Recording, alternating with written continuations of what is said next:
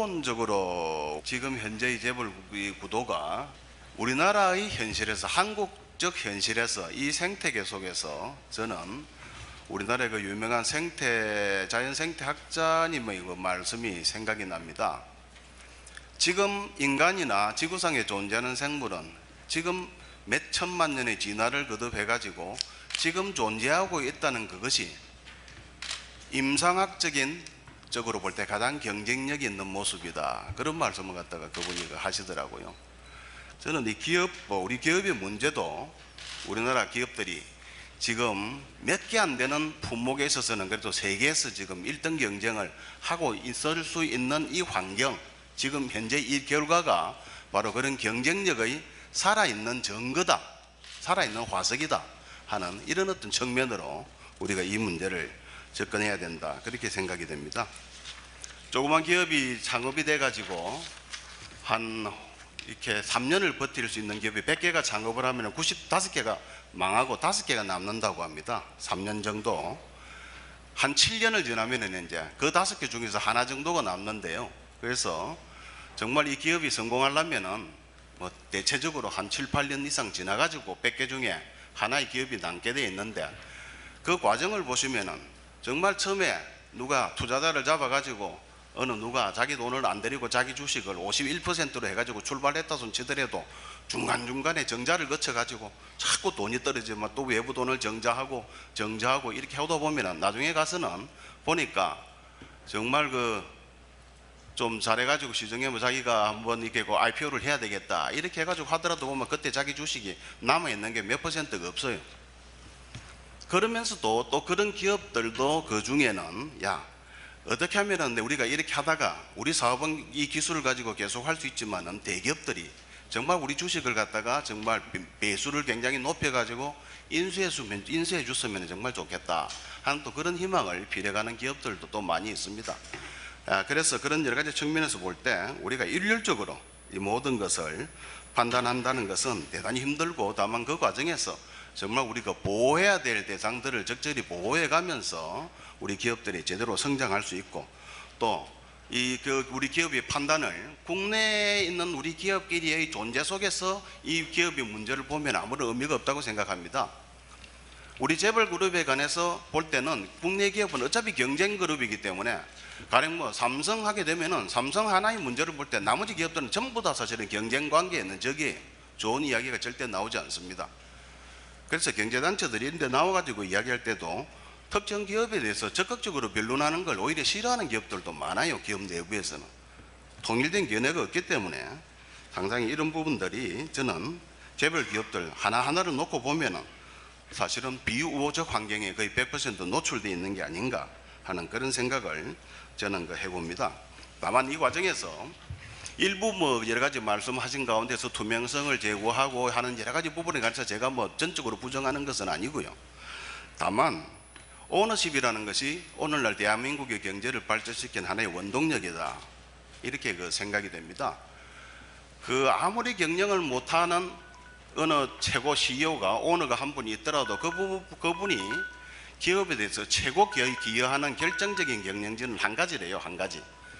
실질적으로 뭐 내용을 잘 몰라가지고 여러 가지 기업 경영하는데 악수를 둘 수도 있고 여러 가지 실수를 할 수도 그렇겠지만은 그 한 분이 딱 한 가지, 내가 책임짓게 한번 해봐라는 이 부분이 사실은 그 사람이 가질 수 있는 그 조직에, 그 기업에 기여할 수 있는 최고의 경쟁력으로 생각이 됩니다. 지금 주인이 없는 많은 기업들, 공공 부분을 비롯해 가지고 여러 가서 보면은요, 저희들이 볼 때는 이렇게 비경쟁적일 수 있을까라고 생각하는 그런 부분들이 굉장히 많습니다. 뭐 일부 부분 공기업 가서 보게 되면은 사실은 뭐 그 부분이 심하게 이야기하면은 3년 동안 자기가 할 수 있는 게 없어요. 전부 외부의 어떤 간섭을 받고 이러다 보니까 결국은 3년 동안 뭐 주인이 아니라고 생각해 가지고 노동조합들로부터도 사실은 경영자도 대접을 못 받습니다. 그래서 저희들이 이 자리에서, 공개된 자리에서 뭐 제가 주권부원하는 것은 바람직하지 않지만은 그런 어떤 여러 가지 부분들을 볼 적에 저는 대한민국에서 가장 강력한 경쟁력은 역시 오너십으로부터 나오고, 그런 부분에서 여러 가지가 우리가 이런 우리나라의 경쟁력을 봐야 된다. 그렇게 생각이 됩니다. 아까 여러 가지 말씀하신 내용 안에서 뭐 황제 경영이라든지 이런 여러 가지 피해들을 다 이렇게 지적하셨습니다만은 저는 그 전문 경영인과 소위 그 기업을 실질적으로 관리하는 최고 이런 오너와의 여러 가지 관계는 저희들은 뭐 이렇게 서로 생각이 다르다 이렇게 보지 않기 때문에 전문 경영인과 또 그런 어떤 우리 총수라고 하는 분들의 이 관계를 저희들은 좀 내부적으로 이렇게 들여다보게 되면은 전혀 전문 경영인 10의 소위 어떤 전문 경영인 체제의 저는 오히려 굉장히 표본으로 볼 수 있을 정도로 이런 어떤 내부에서 우리가 밖에서 보는 식으로 그렇게 황제 경영하면서 이거 하나는 이렇게 하고 저거는 저렇게 하고 저거는 저렇게 하고 하는 이런 어떤 부분이 아닙니다. 다만 한국적 현실화에서는 최종적으로 책임질 수 있는 당사자가 이렇게 있는다는 것 자체가 어떤 면에서는 굉장히 공격적 리더십을 갖다가 가능하게 하는 그런 어떤 하나의 표상이 아닐까 하는 그런 생각을 저는 해봅니다. 마지막으로 시간이 됐기 때문에 한 가지만 제가 앞에서 우리 발표하신 여러 가지 내용 속에서 저는 본다면은 이 기업의 예를 들면은 이런 부분이죠. 아까도 내용 안에 우리가 현대차의 정몽구 회장이 한 기업에서 50억이나 이렇게 돈을 받는다 하게 되면은 급여가 굉장히 적은 일반 사람들이 시각에서 볼 때는 엄청나게 받는 거라는 이런 부정적 시각을 갖다가 굉장히 가질 수밖에 없습니다. 그런데 이제 우리 기업의 CEO, 대기업의 CEO 하게 되면은 적어도 1년 연봉이 성과급 빼고 보통 10억에서 우리나라 현실로 치면 20억 정도씩 되거든요. 이런 어떤 여러 가지 과정 속에서 또 뭐 근로자들도 이제는 현대차 근로자 생산직 근로자의 평균 연봉도 1억이잖아요.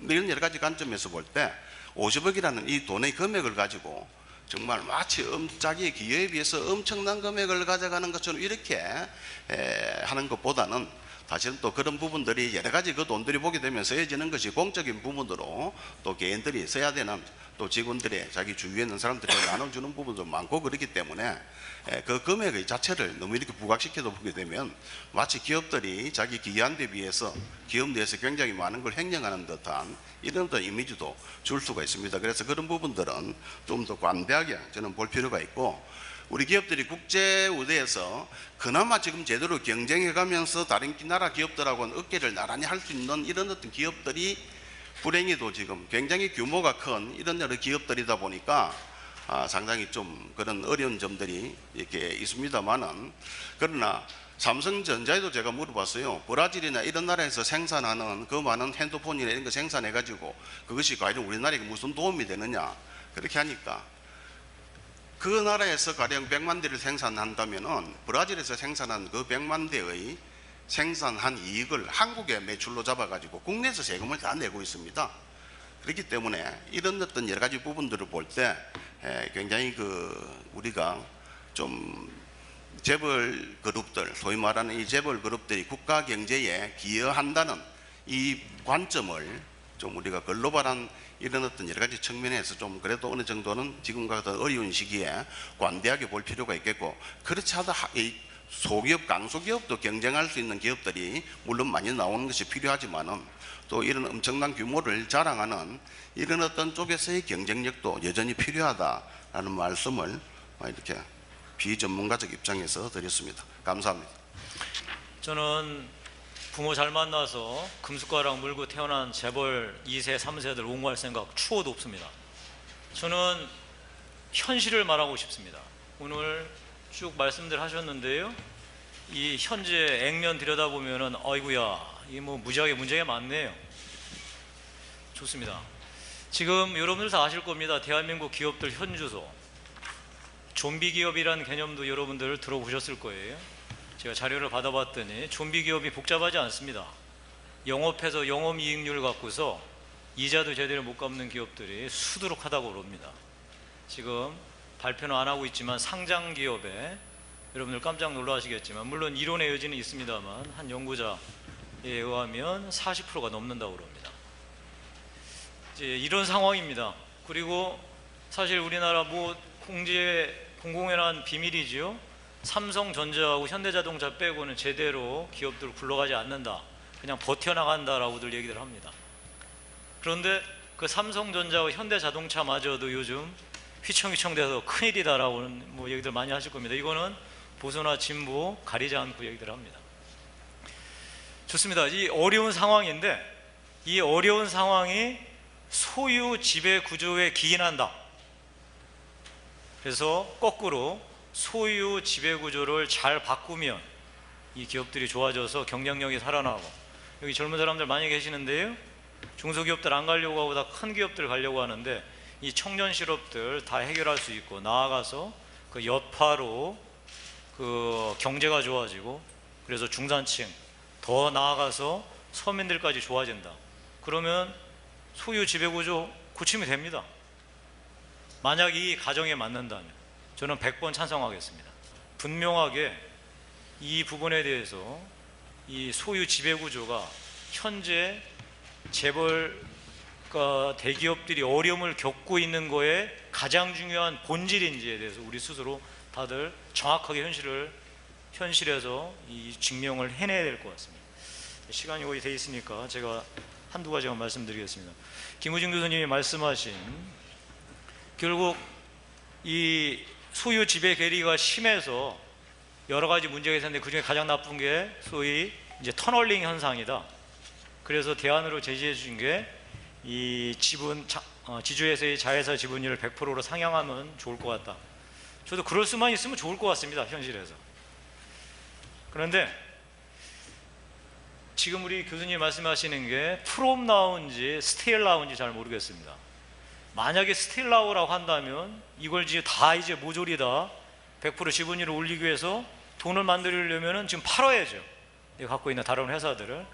과연 그것이 현실적으로 가능한지 모르겠습니다.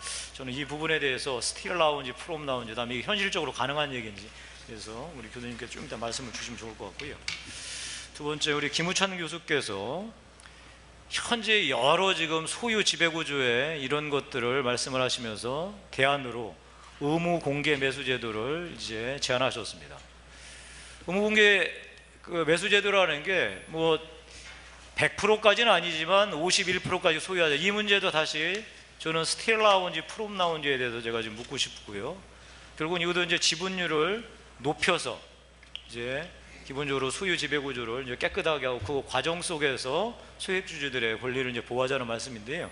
이것도 과연 우리 현실 속에서 가능한 것인지, 다음에 과연 이것이 우리 기업들의 지금 경쟁력을 높이는데 결정적으로 이 도움이 될 것인지에 대해서도 실증적으로 좀 말씀을 해주셨으면 좋겠습니다. 감사합니다.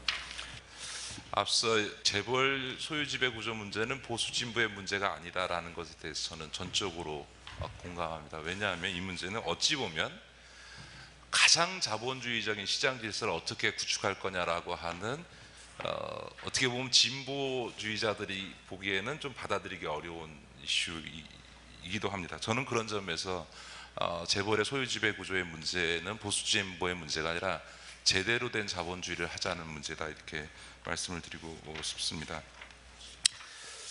저는 향후 우리 한국 경제 10년의 가장 큰 위협 요소는 외부적 환경 외에는 제일 큰 위험 요소가 재벌 3, 4세 승계 문제라고 생각합니다. 이후에 뒤에 말씀을 드리겠습니다만, 앞으로 그 벌어질 10년 동안 우리 재벌 3, 4세의 승계 과정이 한국을 그나마 지탱하고 있는 재벌 기업을 골병내고 결국은 한국 경제 자체를 위기에 빠뜨릴 거다라고 하는 생각을 갖고 있습니다. 다시 말해서 재벌 기업은 괜찮은데 나머지 재벌 때문에 중소기업이나 골목 상권이 못 먹고 살아서의 문제가 아니라 재벌 체제, 재벌 기업 자체가 위기 국면에 진입해 들어가고 있다. 그렇기 때문에 재벌이 살기 위해서도 지금 이 재벌 구조를 개혁해야 된다라고 하는 문제의식을 갖습니다. 제가 맨 앞에 토론에 재벌 논란의 쟁점과 장단점을, 예를 들면 그동안 80년대 이후에 쭉 얘기했던 비관련 다각화, 그래서 문어발식 확장해서 경제를 집중해서 국민 경제 균형 발전을 저해한다라는 비판이 있었던 반면에, 또 한편에서는 사업의 위험 리스크를 관리했다. 여러 가지 분야를 사업하니까 한쪽에 좀 수익이 나쁘면 다른 쪽의 수익으로 벌충해 가면서 이런 좀 그 관리 가능한 경제 체제를 만들었다는 장점이 실제로 저는 있었다고 생각합니다. 또 하나 경제력 집중이라고 하는 부분에 있어서 이런 경제력 집중이 국민 경제에 부담을 주는 측면이 분명히 있는 반면에 이 경제력 집중으로 글로벌 경쟁이 가능한 규모의 경제를 실현했다라고 하는 장점이 제기되어 왔고 저는 일리가 있었다고 생각합니다. 세 번째로 소수 지분에 의한 황제적 지배의 문제가 계속 지적되어 왔지만 어쨌든 오너 기업에 있어서의 어떤 공격적이고 선제적인 투자에 장점이 있었다라는 주장이 있었고 저는 그 점도 일리가 있다고 생각합니다. 그런데 지금 제가 위기의 재벌 체제라고 얘기한 건 이 장점은 소멸해 가는 반면에 단점의 문제가 본격화되고 있다. 왜? 이 재벌 체제가 2세를 넘어서 3, 4세로 가고 있기 때문이다라고 말씀을 드립니다. 국민 경제적 관점에서 보면 일부 재벌, 그 중에서도 그 일부 재벌 중에서도 일부 기업, 예를 들면 삼성그룹은 삼성전자와 그 나머지 기업이라고 얘기를 합니다. 삼성전자 이외에 지금 삼성그룹의 기업 중에서 변변한 게 별로 없습니다. 이것처럼 다수의 재벌 기업들의 수익성이 악화되고 있습니다. 국내 경제 환경의 변화도 있습니다만 이런 그 환경의 변화와 그 국내외적인 경쟁의 심화 속에서 선택과 집중을 해야 될 필요들이 점점 높아지고 있고 새로운 성장 동력을 확보해야 되는데 이것에 대체로 지금 재벌이 성공하고 있지 못합니다. 제가 몇 개 사례를 들었습니다. 여러분 한번 보십시오. 우리나라 최고의 기업 삼성그룹이 이른바 신수종 사업이라고 해서 이건희 회장 때부터 시작된 90년대 후반부터 시작돼서 지금 약 15년, 16년째 하고 있는 신수종 사업 다 실패하고 있습니다. 삼성전자의 휴대폰 사업 이후에 새로운 사업에 투자해서 그런 정도의 먹거리를 만들어내는데 한국 제1의 기업이 실패하고 있습니다. 며칠 전에 구글이 인수한다는 소문 때문에 LG전자의 주가가 급등락했습니다. 정말 추락한 LG전자의 위치상을 그대로 보여주고 있습니다. 현대중공업 그룹, 현대중공업 규모는 작을지 몰라도 따박따박 연간 조 단위가 넘는 수익을 내왔던 아주 견실한 기업으로 알려졌는데 알고 보니까 대규모 부실이 있어서 지금 엄청난 구조조정을 해야 되는 상황으로 가고 있습니다. 다시 말해서 재벌은 괜찮은데 다른 데들이 중소업이나 이런 데들이 문제다. 재벌이 다른 데를 죽이고 있어서의 문제가 아니라 재벌이 지금 위기 국면에 들어가고 있다라고 하는 거예요. 왜 이렇게 되고 있을까? 재벌 체제의 관료화가 우리가 우려하는 것보다 훨씬 더 급속도로 진행되고 있다. 저는 그렇게 봅니다. 기업이 가져야 될 창의력과 역동성이 내부로부터 죽어가고 있다. 그리고 그런 모든 조직이 갖는 관료화에 대해서 오너가 가질 수 있는 자극 효과, 내부 자극 효과가 소위 경영 능력이 부재한 3, 4세들로 승계되어지면서 이 관료화를 제어하지 못하는, 다시 말해서 오너 기업이 가질 수 있는 장점조차도 지금 사라져가고 있다라고 하는 겁니다. 그래서 제가 보기에는 지금 3, 4세 승계 과정에서 앞서 얘기했던 재벌 기업의 장점은 소멸하고 약화되고 있는 반면에 오히려 이 3, 4세로 내려오게 되면요, 재벌 2세까지는 자식이 그래도 몇 명이잖아요. 3세, 4세로 내려온다는 것은 4촌, 6촌까지 가면 수십 명의 재벌 일가의 자제들이 경영에 참여를 하고 있는 상황이 벌어집니다. 제가 그 옛날 참여연대 있을 때부터 재벌사를 이렇게 보면요, 2세 경영까지는 성공 확률이 굉장히 높습니다. 첫 번째는 창업주인 오너는 자식에게 자식이란 이유만으로 그냥 재산을 물려주지 않습니다. 자기가 일궈낸 그것을 잘 지키고 더 키워나갈 아주 엄격한 선택과 훈련의 과정을 갖습니다. 여러분 보십시오. 이병철 회장이 장남과 차남을 어떻게 처리하고 그 삼남이 이건희 회장이 물려줬는지, 정주영 회장은 왜 죽기 일보 직전까지도 그 자식들 중에서 후계자를 고르는 작업을 계속 유보했는지 한번 보십시오. 2세들에게 그냥 넘겨주지 않습니다. 정몽구 회장은 아버지가 돌아가실 때까지 그 아버지한테 늘 혹독한 훈련을 받아왔습니다. 그런 조건에 의해서 적어도 금수저 물고는 태어나지 않아서 아버지가 처음에 조그맣게 사업할 때부터 옆에서 보면서 창업자인 오너가 그 기업을 키워나가는 과정을 옆에서 본 이른바 무릎팍 교육이 갖는 장점이 살아 있습니다. 그래서 2세까지는 성공 확률이 굉장히 높은 반면에 3세, 4세로 넘어가면서부터 성공 확률이 급격히 떨어집니다. 그런 점에서 지금 우리 재벌 구조의 문제는 일반적으로 오너 기업의 장점의 문제라든가 앞서 지적하셨던 그런 문제는 적어도 2세 경영까지는 뭐 다른 여러 가지 논란이 있어도 그렇게 주장할 수 있는 근거가 있습니다만, 우리 기업, 재벌 기업이 이제 3, 4세 경영 단계로 승계되고 있는 상황에서는 정말로 냉정하게 우리 재벌 기업의 현실을 좀 짚어봐야 된다, 이렇게 저는 생각합니다. 저희 회사는 주주총회 의안 분석을 위주로 하는 그런 회사입니다. 저는 뭐 진보냐 보수냐라는 그런 관점보다는 어떠한 그 관점이 그 기업의 장기 가치를 제고할 수 있느냐라는 관점에서 제 토론을 진행하고자 합니다. 먼저 소유 지배 구조에 있어서의 의미상의 혼란을 지금 제가 말씀드리고 싶은데요. 저는 Corporate Governance 기여라는 말이 우리나라에 들어와서 어느 분께서 번역을 하셨는지 잘 모르겠습니다만, 기업 지배 구조, 뭐 적절한 어휘 채용이 힘들어서 그랬을 거라고 봅니다만, 기업 지배 구조로 번역을 함으로써 거버넌스가 무슨 기업의 소유 구조나 아니면 이사회 구조만을 한정하는 것으로 이렇게 의미를 축소하고 또 약간의 왜곡이 일어나고 있지 않느냐, 이렇게 봅니다. 그러나 이에 비해서 아까도 김우진 교수님께서 잠깐 말씀하셨습니다만, 자본시장의 관점에서는 코퍼레이트 거버넌스를 투자 대상 기업 경영진에 대한 투자자나 채권자들의 통제 메커니즘으로 파악을 함으로써 투자자의 릴레이셔널 인베스트먼트, 이걸 뭐 관계 투자라고 얘기를 하죠. 또 쉐어홀더 인게이지먼트, 주주 관여라는 행위적 측면, 동태적 측면을 더욱더 강조해서 보고 있다는 점입니다. 관련하여 2010년부터 영국을 위시한 여러 국가들에서 기업 지배구조 개선을 위한 기관 투자자들의 주주권 행사 가이드라인인 스튜어드십 코드를 이미 제정을 했고, 또 그 밖에 여러 나라로 지금 확산되고 있습니다. 우리나라 금융위원회에서도 지금 초안이 마련되어 있는 걸로 알고 있습니다만, 어떤 이러한 것들이 금융시장의 뜻과 의지가 충분히 반영된 결과가 아닌가 저는 생각합니다.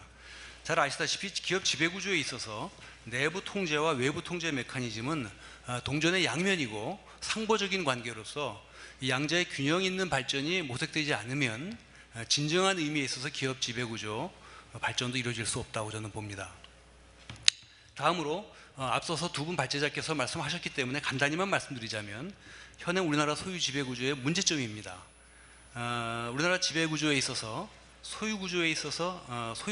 우리나라 대기업 집단의 소유구조에 있어서 순환 출자 등으로 인해서 소유 지배 괴리가 과도하게 발생해 왔고, 이를 통해서 지배주주는 낮은 지분율에도 불구하고 그룹 전체를 지배할 수 있는 과도한 권한을 행사해 온 것도 사실이고, 또 이로 인해서 다양한 문제점들이 여기서 출발하고 있다고 저는 생각합니다.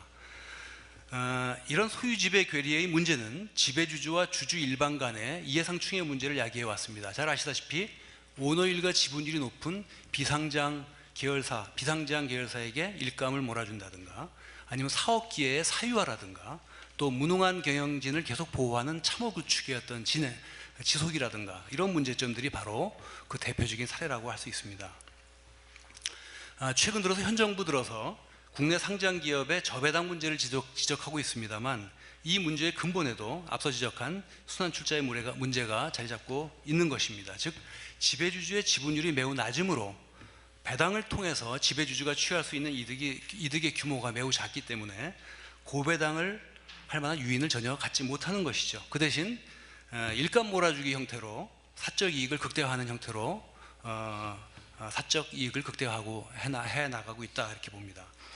그 밖에도 이제 소유 지배 구조에서 들어있는 문제점들은 뭐 여러 가지가 있습니다. 그 중에 한 가지만 강조해서 말씀드리자면, 이번에 그 삼성물산 사태에서도 보다시피 우리나라 기관 주주들이 매우 그 투자 기간들이 단기적입니다. 그러다 보니까 주주권의 행사에 전혀 관심이 없습니다. 이번에 앞서서도 우리 김우찬 교수님께서 말씀하셨습니다만, 자산운용사들은 거의 대부분이 찬성표를 던진 것으로 알고 있습니다. 뭐 국민연금을 위시해서 이런 것들이 전혀 그 기관 주주들이 목소리를 내지 못함으로 인해서 이른바 기업 지배 구조에 있어서 외부 통제 기능이 거의 죽어 있다, 이렇게 봅니다. 그러다 보니까 기업들이 형식적인 측면에서는 기업 지배 구조를 도모하는 것처럼 얘기를 합니다만, 실제로는 주주 무시 경영 혹은 쉐어홀더 언프렌들리한 그런 문화가 아주 뿌리 박혀 있다. 저는 이렇게 봅니다. 그 밖에 뭐 편법적 승계 문제라든가 뭐 사회이사가 제 역할을 못한다라든가 또 소수주주 장치들이 있습니다만 이것이 거의 유명무실하다든가 또 뭐 저희 회사에서 최근에 5월 달에 조사해 본 걸 보면 600개 주요 상장 회사를 보니까 집중 투표제를 도입한 기업 수는 34개사에 불과했고 정관상 전자투표를 두고 있는 기업은 53개사로 전체의 9%입니다만 이마저도 소수주주권 보호의 차원이라기보다는 섀도우 보팅을 폐지를 연기하기 위한 하나의 의도로 파악되고 있습니다. 자, 그렇다면 우리나라 지배구조 문제를 개선해 나가기 위해서 어떤 방향으로 우리가 나가야 될 것이냐 세 가지만 간단히 말씀드리겠습니다. 외부 통제 메커니즘의 발전을 위하여 저는 연기금 등을 포함한 기관 투자자들의 Responsible Investment 도입, 즉 책임 투자 도입 확산을 통해서 주주권을 지속적으로 강화해 나가야 된다고 저는 생각을 합니다. 대형 연기금, 특히 대형 연기금들은 이른바 Universal Owner, 보편적 소유주의 관점에서 책임 투자 원칙을 제정하고 이에 근거한 투자 의사결정 및 주주권을 행사하는 것이 이미 해외에서는 보편화되어 있습니다. 여러분들 잘 아시다시피 해외 유수의 연금 펀드인 미국의 캘퍼스라든가 네덜란드의 APG, 노르웨이의 GPFG, 또 캐나다의 CPPIB, 네덜란드의 PGGM 등은 유엔 책임 투자 원칙에 서명하는데 그치지 않고 이것을 실질적으로 이행하고 있다는 점입니다. 또 그렇지만 또 이 문제와 함께 같이 우리가 고려해야 될 것은 공적 연기금들의 경우에 있어서는 관치 논란, 또 연금 사회주의 논란들을 제기할 수 있기 때문에 그런 것들을 미니마이즈 한다는 관점에서 운영 독립성을 제고하기 위한 다양한 장치 마련이 필요하다. 즉 독립적인 의결권 행사기구 구성 및 의결권 행사의 가이드라인, 프로세스 등을 구체화하고 그 행사 결과와 그 행사의 근거를 아주 구체적이고 투명하게 공시해야 되는 것으로서 좀 보완할 수 있지 않겠느냐 저는 생각을 합니다. 그 다음에 둘째로 소수주주권 보호를 위한 제도 강화 및 사회이사의 보완입니다. 여기서는 뭐 사회이사의 어떤 독립성과 전문성 결여 문제는 이미 지난 10여 년간 꾸준히 논란이 있어 왔고 지적되어 왔던 문제라고 생각합니다. 그래서 저는 이번에 뭐 KB금융주지에서도 우리 시민단체에서 사회이사 후보를 추천했던 것처럼 그 독립적이지 않은 사회이사로 구성된 추천위원회에서 사회이사를 추천하는 문제를 보완하기 위해서 외부 단체라든가 아니면 책임 투자 기관들의 어떤 추천을 받아서 하는 것. 그 다음에 국내 전문가들만 한정하다 보니까 교수님들이나 변호사나 뭐 이런 분들만 거의 하다 보니까 인력풀이 아주 제한되어 있습니다. 그러니까 해외, 한인, 해당 섹터의 전문가들까지 포함해서 인력풀을 운영함으로써 이런 독립성과 전문성의 문제를 좀 보완할 수 있지 않겠느냐. 마지막으로 기업의 주요한 의사결정에 있어서 기업의 사회적 책임을 우선적으로 고려되기 위한 이사회 산하의 CSR위원회 혹은 뭐 지속가능 경영위원회, 뭐 윤리위원회를 의무적으로 설치할 것을 저는 좀 제언드리고 싶습니다. CSR이라는 것은 과거에는 기부하는 것을 말했습니다. 그러니까 우리나라 재벌 기업들이 기부를 많이 하죠. 그런데 진정한 의미의 Corporate Social Responsibility라는 것은 법적 책임을 다하는 것부터 시작을 합니다. 그 다음으로 경제적 책임을 다하고 윤리적 책임을 다하고 자선적 책임을 하는 것은 맨 위에 나중에 해야 될 것들인데 우리나라는 거꾸로 도입이 되다 보니까 CSR 그러면 기부하는 거로 이렇게 생각을 합니다. 그래서 진정한 의미의 CSR을 할 수 있도록 이사회 차원에서 이러한 기구들을 설치할 것을 저는 제언드리면서 제 토론을 마치도록 하겠습니다. 예, 이상입니다. 예, 네 분 토론자 말씀 잘 들었습니다. 제가 굉장히 다행이라고 생각하는 것은 저는 이견을 많이 못 봤습니다. 그러니까 굉장히 공유할 수 있는 부분들이 많은 것 같고요. 저희들이 공통적으로 어그리할 수 있는 부분들은 저는 많이 발견한 것 같습니다. 오히려.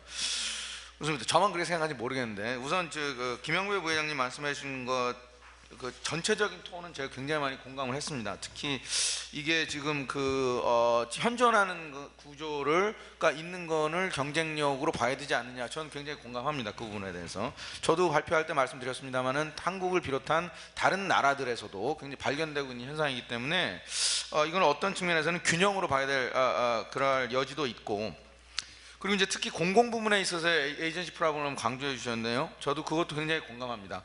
블럭 오너십이 없는 공공 부문에 있어서의 문제는 굉장히 심각하고, 아까 제가 신한은행을 잠깐 말씀드렸습니다만은 은행을 봤을 때 대부분의 은행이 이제 지배주주가 없지만 신한은행은 제1교포라는 어떤 그런 블럭을 가지고 있는 그룹이 있어서 경영진이 거기에 대해서 어카운터블 하고, 그런 측면에서의 그 어카운터빌리티는 분명히 있습니다. 또 그 월급 얘기도 해주셨는데요. 저도 그 공감하는 부분은, 예전에는 이거를 월급으로 안 가져가고 다 비자금으로 가져갔었습니다.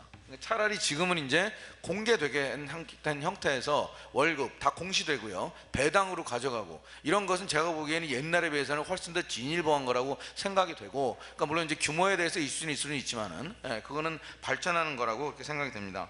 그리고 우리 김용태 의원님 아까 지적해 주셨듯이 100% 자회사, 근데 저는 다행인 게 말씀해 주신 게, 그러면 본인도 좋으시다고 말씀을 하셨습니다. 그러니까 저희가 그 지향점에 대해서는 최소한 저희가 공감하고 있는 것 같고요. 저도 그게 단시일 내에 가능하리라고 말씀드린 건 결코 아닙니다. 물론 오늘 내일 그렇게 가능하지도 않죠. 그러나 저희가 어떤 아이디얼한 그 지향점을 가지고 이런 쪽으로 가야 되지 않겠느냐, 소유지의 괴리를 축소시키는 방향으로 가야 되지 않겠느냐라는 데서 공감을 하는 거는 저희가 의의가 있는 것 같고요.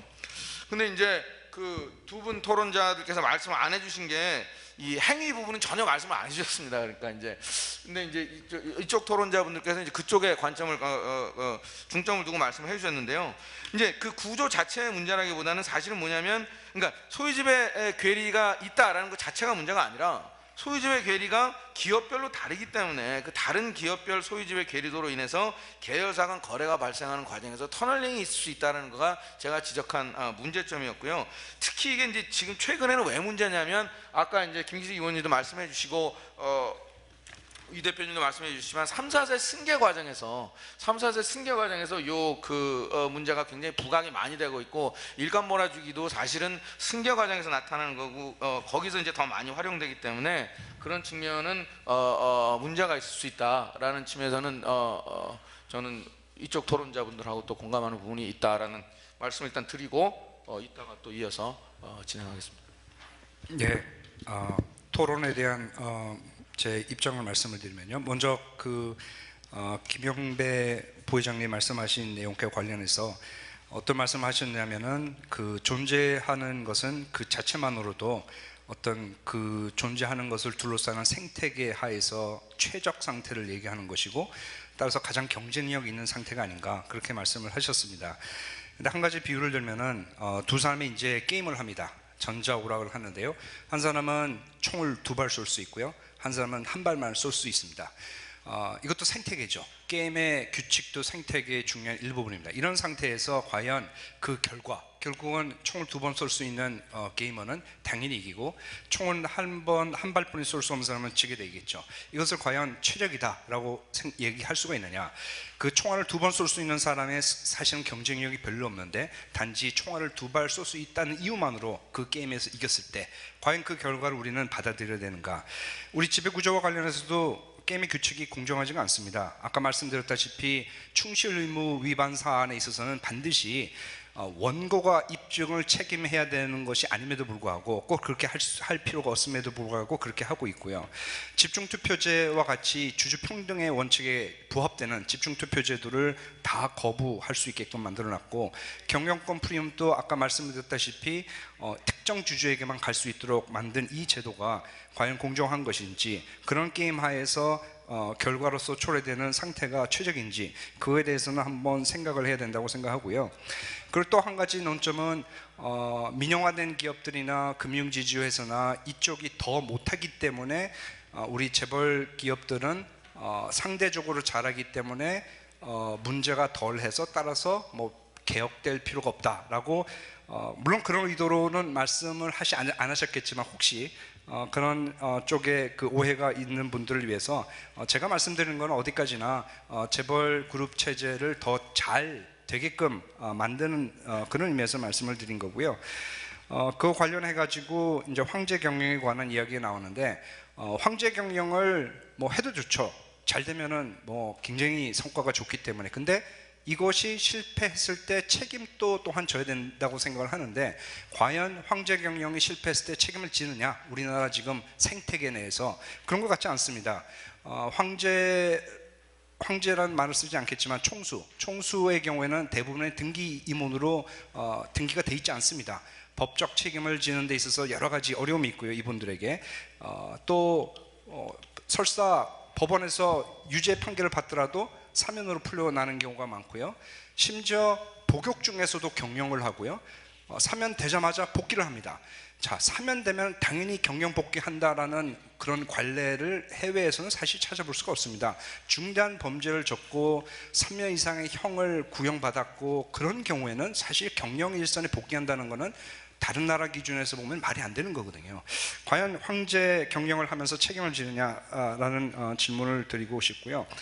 그 다음에 의무공개 매수 제도를 하거나 김우진 교수께서 얘기한 것처럼 자회사에 대해서 지분을 100%로 가져가려고 하면은 여러 가지 어려움이 생깁니다. 기업 입장에서는.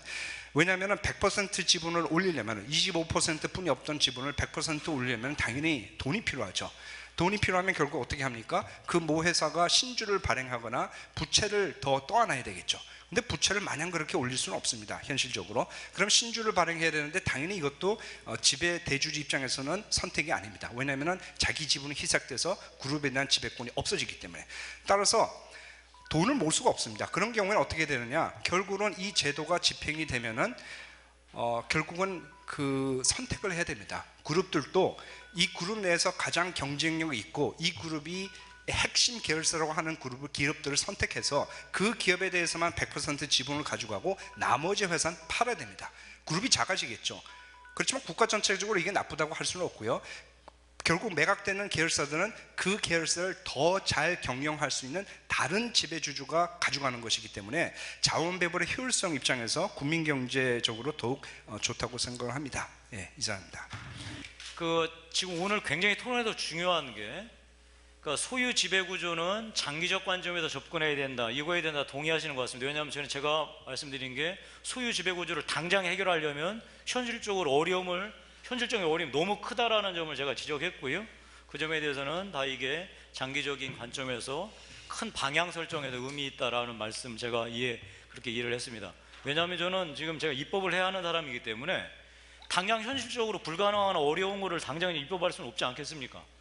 제가 그런 차원에서 오늘 이 토론회는 이 소유 지배 구조가 매우 장기적인 관점에서 방향성을 설정하는 것이라는 걸 제가 오늘 이해해서 매우 저한테는 유의미했고요. 다음에 두 번째, 이 소유 지배 구조에서 저는 여전히 계속 관심을 갖는 게 그겁니다. 이것이 해결되면 정말 우리 기업의 경쟁력이 높아질 것이냐. 저는 반대로 혹시 우리가 이 문제를 접근함에 있어서 좀 감정적인, 그러니까 아까 제가 모두에 말씀드린 대로 제가 재벌 2, 3세 정말 그런 엉터리 같은 사람들이 경영하면서 벌이는 작태에 대해서 용납할 생각 정말 눈꼽만치도 없습니다. 그러나 이런 문제들에 대해서 아까 구조적으로 입법을 해나가면서 실제로 이런 것들이 기업의 경쟁력을 올릴 수 있느냐, 이건 이제 별개의 문제거든요. 그래서 제가 이 문제를 이제 말씀드리고, 오늘 어차피 나온 김에 제가 이 기록으로 꼭 남겨야 될 것 같습니다. 이번에 삼성 관련해서 엘리엇에서 여러 가지 문제가 나왔는데, 오늘 지금 봤더니 분위기가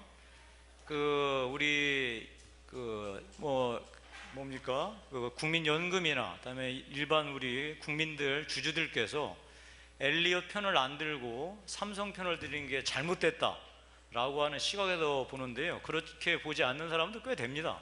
왜냐하면 주주나 국민연금 입장에서 이 삼성 일가, 솔직히 말하면 삼성 일가죠. 삼성 일가가 오너십을 갖는 게 자기한테 도움이 될 것이다, 그렇게 판단해서 그렇게 행동할 수도 있거든요. 저는 이것이 재벌 일가의 이익과 국가 이익을 동일시한다라고 저는 우리가 그런 사람들은 잘못됐다라고 얘기하는 것이 과연 적절하냐, 그거는 우리가 좀 생각할 필요가 있습니다. 다만 이 점은 분명합니다. 오늘 이 자리에 제가 분명히 말씀드리는데, 이재용 우리 삼성그룹 부회장은 정말로 우리 국민들의 전적인 지원 아래 자기 몇 푼 들이지도 않고 삼성그룹을 지배하게 됐습니다. 이 점은 이 사회에서 불법은 존재하지 않았지만 이 책임감 있게 삼성을 앞으로 이제 운영해 나가야 될 것이고, 대한민국의 어떠한 은혜를 이제 갚아나가야 될지는 분명하게 본인 스스로 입장을 밝히고 앞으로 행동을 옮겨야 할 것입니다. 이상입니다. 11년 전에 SK가 소버린과의 그 분쟁이 있었죠. 분쟁이 있었을 때도 저는 그때 소버린 SK 주주총회에 참석을 했습니다. 근데 그때는 국수주의라는 어떤 프레임으로 그냥 아주 쉽게 그냥 승부가 판가름 났습니다. 물론 이번 삼성물산 건에도 저는 주총에 참석을 했습니다. 물론 이제 표로 보면은 아주 쉽게 또 이것도 역시 승부가 갈린 것 같습니다만 저는 이번에 삼성물산 주총을 참석하면서 희망과 절망을 동시에 느꼈습니다. 절망이라는 것은 그 표가 출석 주주들의 69%가 찬성함으로써 합병안이 통과된 것이고, 또 희망을 본 것은 이번에 1호 의안, 합병 의안에 대한 토론이 약 3시간 넘게 진행됐습니다. 근데 그 중에는 상당수의 20년 전 제가 증권회사 처음 들어갔을 때 30년 전 그때 있었던 총액군들이 여전히 있지만, 또 이 개인 투자자들이라든가 이런 투자자들의 발언 내용이 상당히 그 뭐랄까 자본시장을 이해하는 그런 발언 내용을 저는 접해서였습니다. 제가 지금 몇 가지만 읽어드리겠습니다. 신문에 이런 것들이 보도가 잘 안 된 것 같은데요. 한 주주, 소액주주의 발언입니다. 삼성은 이번 합병건을 추진하면서 범죄자가 되는 것만 간신히 피했습니다. 한국 대표 기업으로서의 주주 친화 정책은 고사하고 염치마저 내팽개쳤습니다. 그 다음에 이번에 그 소액주주연대와 또 네비스탁에서 그 소액주주연대를 대리해서 발언을 한 것입니다. 이걸 읽어드리겠습니다. 이번 합병건이 통과되면 삼성물산 주주들의 재산은 현저하게 침해당할 수밖에 없습니다. 공정한 표 대결을 원했지만 그마저도 삼성 측의 수단과 방법을 가리지 않는 표 모으기로 어려워졌습니다. 이미 만여 명의 삼성 직원들이 몇십 주 갖고 있는 주주들을 찾아다니며 표를 구걸해 왔습니다. 과거 자유당 시절에 서나 있을 법한 구태 부정선거와 유사한 일이 벌어졌습니다. 해외 언론은 한국의 반유대 정서에 대해 심각한 우려를 표하고 있습니다. 이번 불공정한 합병건으로 해외에서 수십 년간 쌓아온 삼성 브랜드의 평판은 바닥까지 떨어졌습니다. 불과 한 달 만에. 소액주주를 보호하라고 그 자리에 앉은 사회이사들은 양심을 팔아버렸습니다. 다음으로 이제 엘리엇 측에서 한 얘기인데요. 엘리엇이 합병을 반대한 건 아닙니다. 엘리엇 측의 그 최영익 변호사의 발언 잠깐 좀 읽어드리겠습니다. 우리 엘리엇의 의도를 철저히 왜곡하고 있습니다. 국내 언론들이. 우리의 주장은 일관됩니다. 모든 주주들에게 공정한 방식으로 합병을 하자는 것입니다. 우리는 경영권 승계를 결코 반대하지 않습니다. 다만 공정하고 적절하게 이루어져야 주주 평등의 문제, 공정성의 원칙이 훼손되지 않습니다. 그러나 이번 합병은 지배주주인 이재용 씨에게만 오로지 유리합니다. 국내외 여러 의안 분석 업체들 또 이미 이번 합병건에 대해 반대의 의견을 밝힌 바 있습니다. 이런 것들입니다. 그래서 이런 것들을 읽어드리면서 저는 한편으로는 이렇게 우리가 재벌 시스템에 대한 어떤 그런 그 국민적 공분들이 또 이런 것들이 또 그 주주 의식들이 지난 10년 동안의 시차를 두고 비교해 보면 상당히 고양되고 발전돼 왔다라는 면에서는 또 희망을 발견합니다. 예, 이상입니다. 저는 앞으로 토론을 위해서도 이번만이 아니고 앞으로 시리즈 토론을 하기 위해서도 오늘 제가 받은 느낌은 이건 10년 전, 20년 전의 원론적 수준의 토론을 반복하고 있다 이런 느낌이 듭니다. 저는 훨씬 더 지금 오늘 현재의 재벌 문제를 아주 적나라하게 현실로 놓고 대화해야만 보수 진보 간에 기업계와 시민운동 간에도 저는 합의점을 찾을 수 있다고 생각합니다. 다시 말해서 지금 문제는 일반적인 오너기업과 전문경영이 어느 게 더 좋으냐, 어떤 제도적인 시스템을 짤 거냐, 내지는 재벌 체제의 문제가 아니고 지금 우리 재벌 문제는 3, 4세 승계 과정이라고 하는 아주 본질적인 재벌 체제의 위기 국면에 진입하고 있고 그 차원에 맞춰서 전 토론해야 된다 이렇게 하는 점을 말씀드립니다. 제가 보기에는요, 지금 3, 4세 경영하는 과정에서 나타나는 다행스럽게 저는 좋은 기업이 재벌 기업이 승계가 나올 수도 있다고 생각하고 나오길 기대합니다. 그런데 실제로는 무능한 황제가 전행하는 행태의 문제가 나타날 가능성이 굉장히 첫 번째로 많습니다. 한번 상상해 보십시오. 제가 실명 거론해서 말씀. 대한항공의 지금 3세 세 자녀가 대한항공을 기업을 분할해서 경영하는 그 상황. 거기서 대한항공이라는 그룹과 기업이 온전할 수 있을까? 한번 상상해 보십시오. 그런 경우가 아니면 또 한 가지 경우는 뭐냐면 가신과 환관에 의해서 이루어지는, 황제는 있는데 실제로는 가신과 환관에 의해서 이루어지는 기업 경영의 위험성이 나타납니다.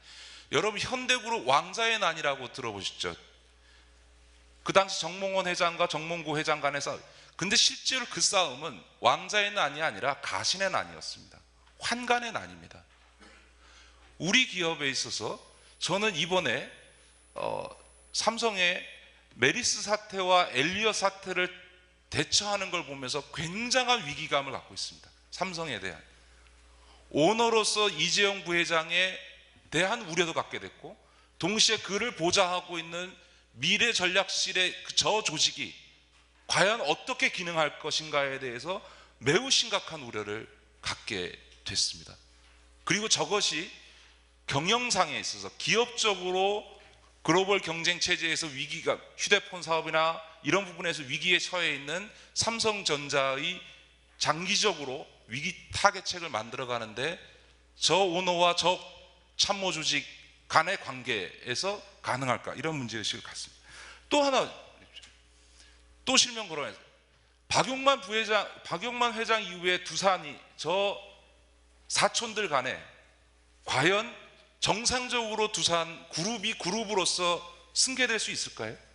저는 매우 회의적입니다. 그 과정에서 기업은 분할될 것이고 기업은 골병이 들게 되어 있습니다. LG 과연 구본무 회장 이후에 저 수십 명의 일가들의 지분을 짜게 갖고 있는 구조에서 온전하게 승계될 수 있을까요? 이게 이론이 아니고 현실로서 오늘 3, 4세 승계 과정에 놓여있는 우리 재벌의 문제입니다. 그게 집안 간의, 형제 간의, 사촌 간의 문제가 아니고 그것이 바로 우리 재벌 기업, 국가 경제를 떠받치고 있는 가장 중요한 재벌 대기업들의 기업으로서의 존망, 지속 가능성을 좌우하는 상태에 있는 거다. 이 현실을 저는 절대로 외면해서는 안 된다. 제가 그래서 말씀드렸던 것처럼 향후 우리 한국 경제의 가장 큰 위험 요소가 이 재벌 3, 4세 승계 과정에서 그나마 한국 경제를, 중소기업이 이렇게 어려워진 조건에서 한국 경제를 떠받치고 있는 재벌 기업은 지속 가능하냐. 그 위협이 외부적인 국제 경쟁이 아니라 내부로부터 지금 싹트고 있다. 이거에 대해서 보수 진보를 떠나서 문제의식을 갖고 해법을 찾아가고 해야 되고, 거기에 대해서 재벌 오너들도 그 현실 속에서 대화해야 된다. 저는 그렇게 생각합니다. 이거는 이론과 논리의 문제가 아니라는 점을 말씀을 저는 드리고 싶고요. 한 가지만 더 말씀드리면서 대안으로 짧게 끝내겠습니다. 제가 늘 그런 얘기하는데, 골목 상권 문제 있지 않습니까? 이 문제 핵심에 재벌 3, 4세 승계가 있습니다. 승계를 하다 보면 주요 기업, 삼성전자나 하여간 주요 기업은 그 집안의 장손이 물려받습니다. 나머지 기업들을 다 나눠줍니다. 3세, 4세까지 가면 10여 명의 사람들에게 나눠줍니다.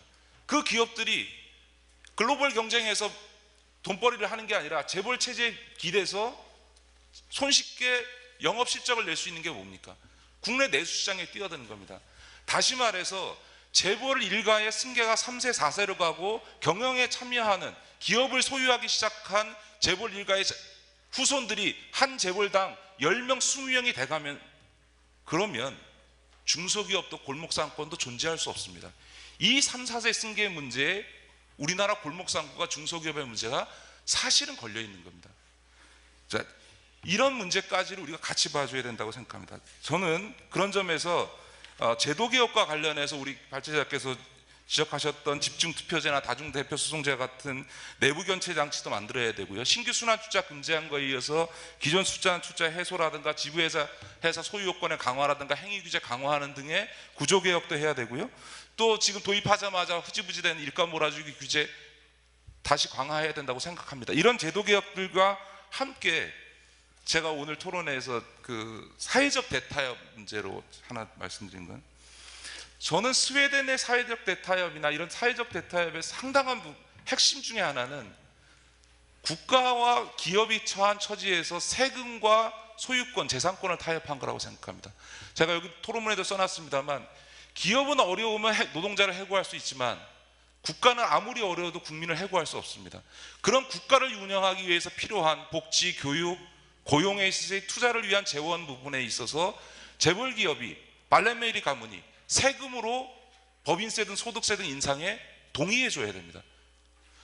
그렇게 국가라고 하는 공동체가 유지 가능할 수 있게 세금을 많이 벌겠다, 우리가 국제 경쟁하고 해서 돈 많이 벌어올 테니까 많이 돈 벌어올 수 있고 기업 경영할 수 있도록 자유는 보장해 주고 대신에 돈 많이 벌면 세금 많이 내서 국가 공동체가 유지될 수 있게 하겠다라고 재벌이 양보해서 세금에 대해서 양보한다면 저는 소유 문제에 있어서는 소위 공익법인에 의한 소위 그 가문 소유를 인정해 주는 문제를 검토할 수 있다. 단 이 경우에는 앞서 지적했던 3, 4세 경영의 문제를 해결하기 위해서는 첫 번째, 무분별한 경영 참여는 막아야 된다. 재벌가 자제들이라고 해서 무조건 다 들어오지 못한다. 이런 가문 경영을 공익법인을 통해서 하게 해준다면 경영 참여를 제한해야 되고요. 또한 재산 승계를 위해서 기업 분할을 하는 것을 못하게 제한하는 것을 전제로 한다면 이런 차원의 저는 사회적 대타협을 모색해 볼 수 있다고 생각합니다. 경쟁력이 없는 3세, 4세는 퇴출돼야 되는 게 시장의 기본이기 때문에 제가 오히려 같은 지금 결론을 말하시고 계신 거예요. 시장에서 3세, 4세, 5세가 경쟁력이 없다면은 다소의 비용이 수반되더라도 당연히 퇴출이 돼야 되겠죠. 그게 시장 경제의 그런 어떤 그 결과고 또 우리 경제 생태계의 기본이기 때문에 그걸 오히려 보호해가지고 억지로 재벌 구조를 만들어 가자라고 제가 하는 그런 이야기는 아닙니다.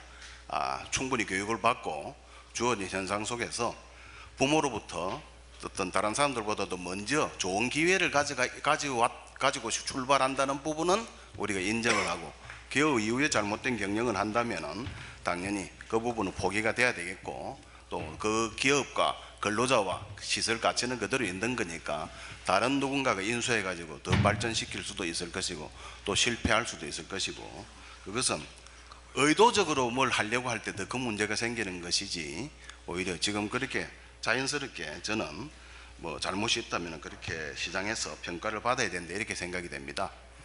저는 그 돌아가신 그 모 회장님이 항상 하시던 말씀이 있어요. 그 대한민국에는 전문 경영인들의 역할이 참 굉장히 크다. 그 하시면서 그분 말씀이 돌아가시 뭐 한참 활동하실 때 말씀이죠.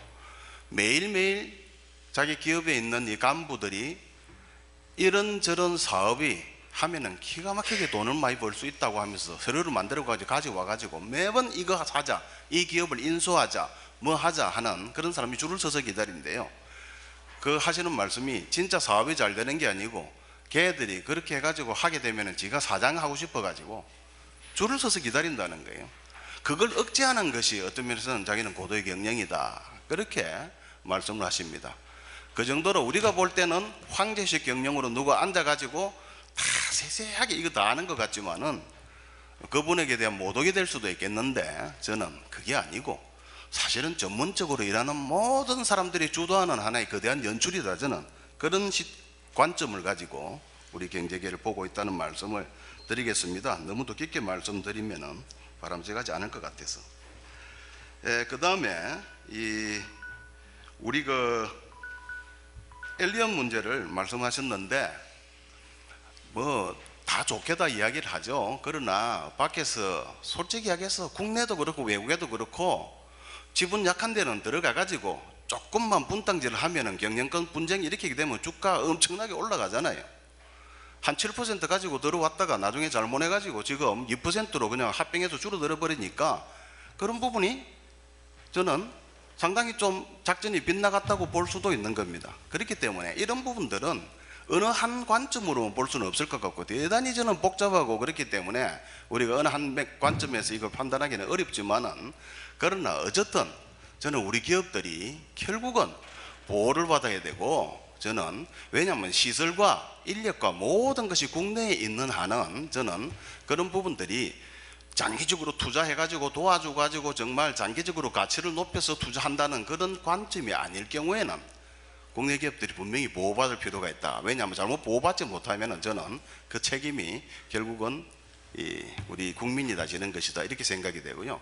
그 다음에 이번 합병권에 있어서도 건설 쪽은 사실은 어떤 면에서는 이렇게 자꾸 제가 볼 때는 이렇게 합병을 해서 이제는 그렇게 가는 것이 저는 맞다. 그 주가 합병할 때 비율 자체가 문제가 있지만 그건 어쨌든 국내 법에 의한 현실이고 그런 관점에서 본다면은 저는 뭐 누가 삼성 제일모직이냐 삼성 중에 어느 주주가 더 이익이냐라는 이런 걸 따지게 되면은 사후적으로도 많은 문제가 될 수가 있지만은 어쨌든 삼성물산 쪽에 있어서는 그래도 많이 보호받은 게 아니겠는가. 적어도 장기적으로 미래 가치를 볼 때는 오히려 많은 주주들이 물산 쪽의 주주들이 그렇게 하면서 이득을 본 게 아닌가 하는 그런 개인적인 생각을 가지고 있습니다. 감사합니다. 네, 고맙습니다. 아주 긴 시간 거의 모든 분들이 자리를 뜨지 않고 그렇게 함께 해주셨습니다. 온 국민이 관심을 두는 것이 결코 특정한 재벌에 대한 편향된 의견이랄지 또는 뭐 시장경제냐 사회주의냐 진보냐 보수냐의 문제가 저는 아니고 국민들의 미래가 걸린 문제다. 그렇기 때문에 끊임없이 비판도 있어야 되고 토론도 있어야 되고 견제도 있어야 되고 대안도 모색을 해야 되는 것이고 오늘과 같은 자리가 바로 그런 기회가 아닌가 해서 참 의미가 있었다고 생각을 합니다. 함께해 주셔서 정말 고맙습니다.